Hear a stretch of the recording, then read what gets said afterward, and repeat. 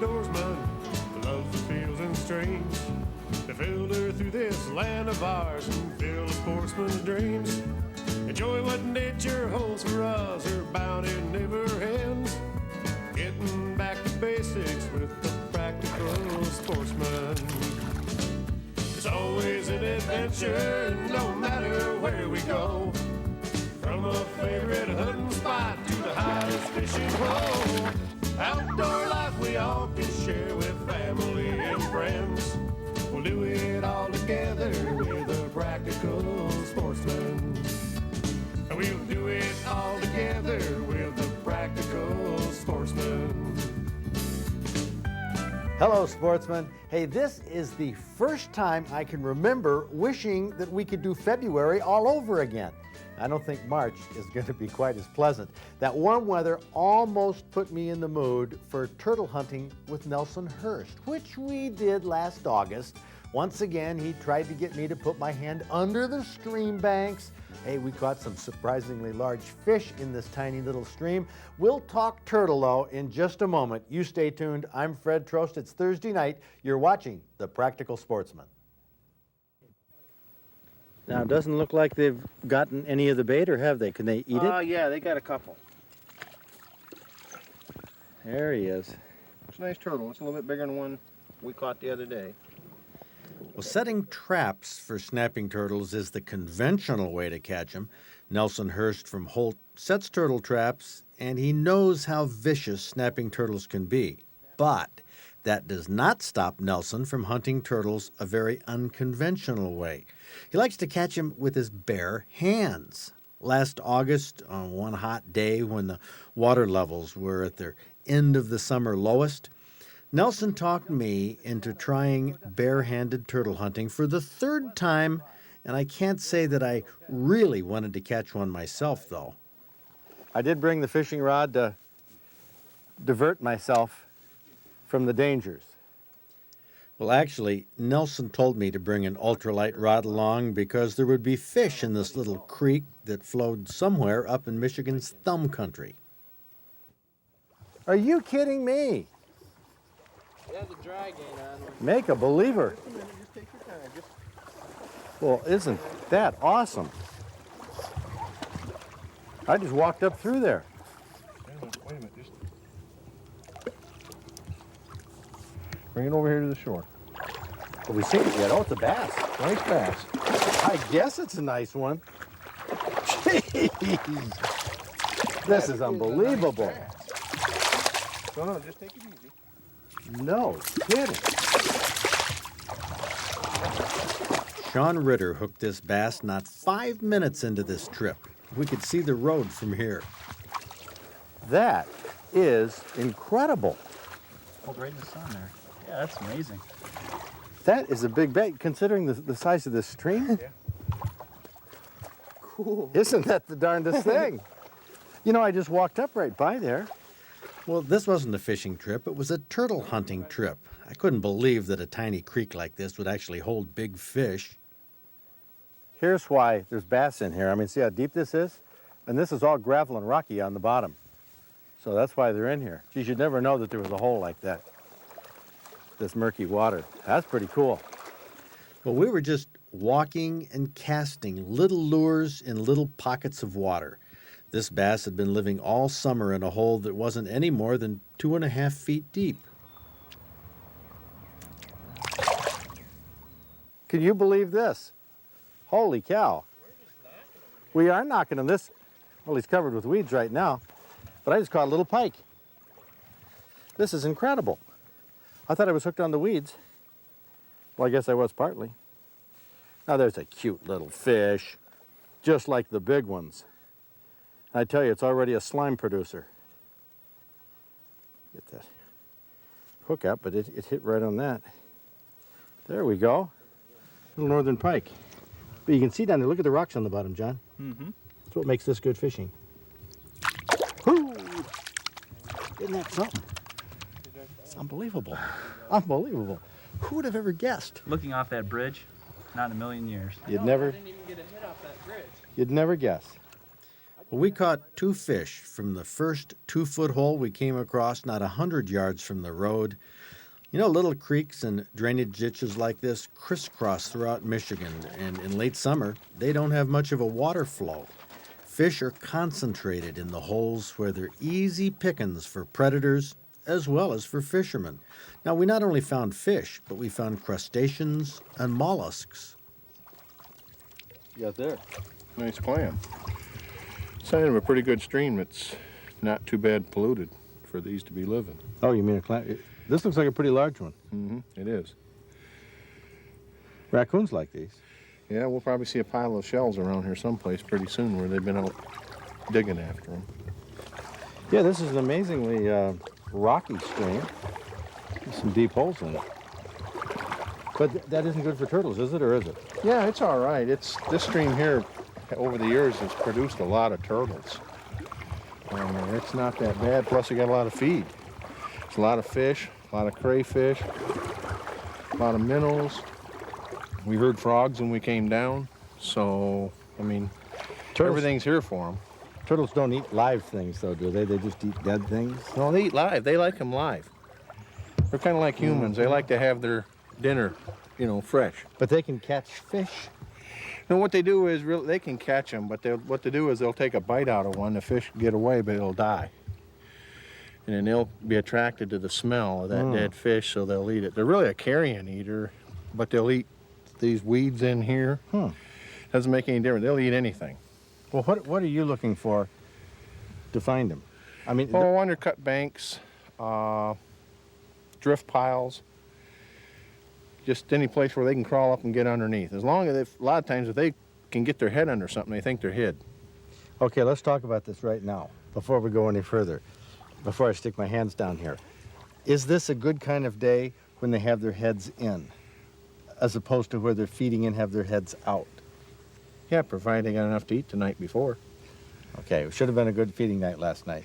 Should have been. Okay, so... But it was kind of cool, so it might have slowed them up.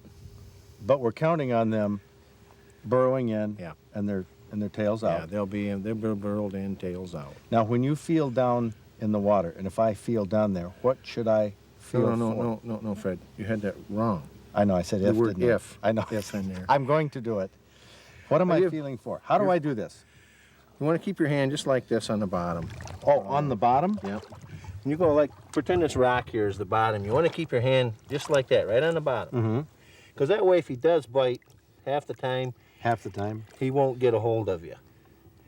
If you leave your finger spread like this, he's going to get you right here. Okay, so we don't like that. No.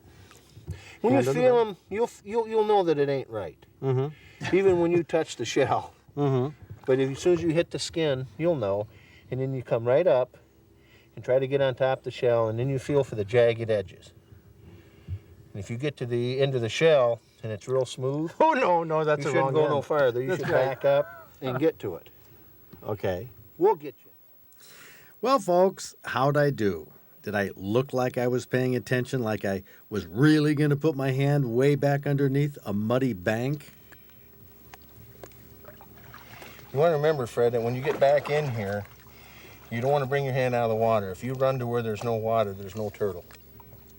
They won't crawl up. This is not a safety tip.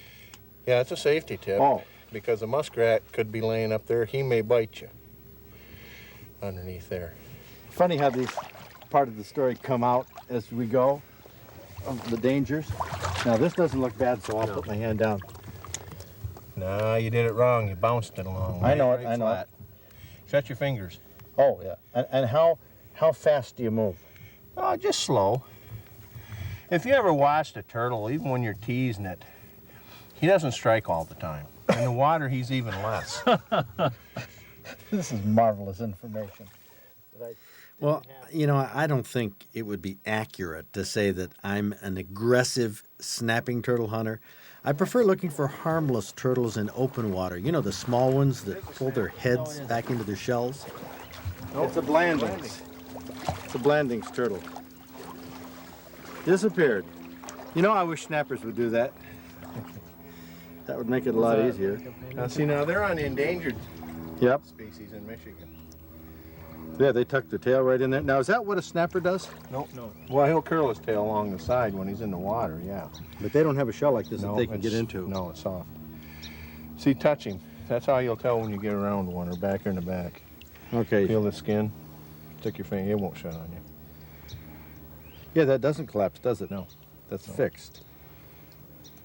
But they do have claws. Look at those Mhm. fingernails Yeah, they they got. But they're not, they won't snap at you? Well, if you stick your finger and antagonize him, he probably will. Try touching his nose there, Sean. He sucked it in farther. Well, he can, So but he that's- will bite you. So you put your hand along the bottom and you feel for Yep. for shell. Well, yeah, right here. See, when you get back here in the back, there you got a little bit of a ridge. That's what you're going to look for when you see the snappers, that indentation, because you have little points stick out. See, when I feel something like this, is when I scream. Nelson! Well, there's the Blandings turtle. He was right out in the open. That was easy. I think I'm going to try this just a second. I'm going to take my hand, go You down. better go He's quick gone. because he's gone. He's gone. Okay. He's probably turning around and has his mouth open. Well, so far, no snapping turtles under the banks, just a Blandings turtle, the kind you often see sunning themselves on logs that stick out into the water along the shores of lakes and ponds. We also saw quite a few crayfish scuttling along the bottom and clusters of baby crayfish. A lot of critters eat crayfish besides fish. Raccoons, for example. In one area, we came across a huge school of baby bullheads, or maybe they were channel catfish. I don't know, catfish of some type that huddled under the duckweed, trying to stay in the shade, hidden from kingfishers and great blue herons and all the other things that eat little fish trapped in small creeks. That's a good one, eh? I've seen it flash. Yeah, they like those gold floating with flowers. Another pike? Yeah. Well, this is a hot spot and a half. This one's a little bit bigger, too. Yes, it is. Trying to be nice to the guy. Host there. No, he was. Well, I'm going to tell you something. There's a bad one in here. Oh man, look at that. Come on. There is a bad one. Boys. Jeez. What do you make of that? That's fairly fresh.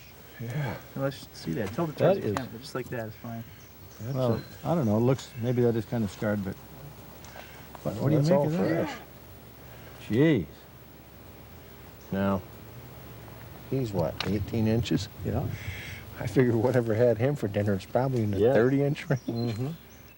Well, looking back, I don't think those were teeth marks. I think they were claw marks from the talons of an eagle or an osprey.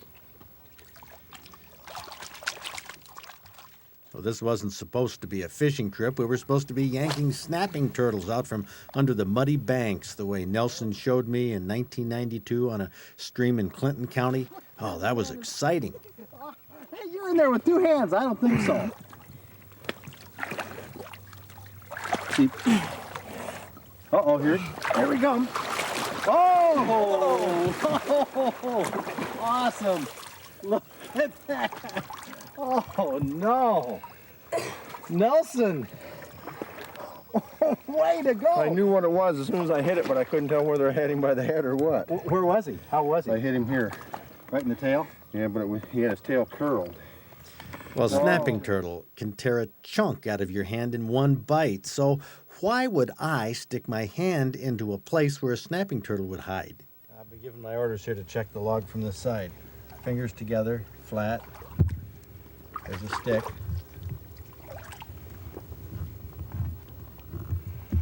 No, there's nothing there. I get a little jumpy. The other stick stuff. I don't know. You got to do this without thinking. Well, what they say about dogs is not true about snappers. They don't bark, they just bite. This summer, I'll try it again, though. Well, fishing, I mean.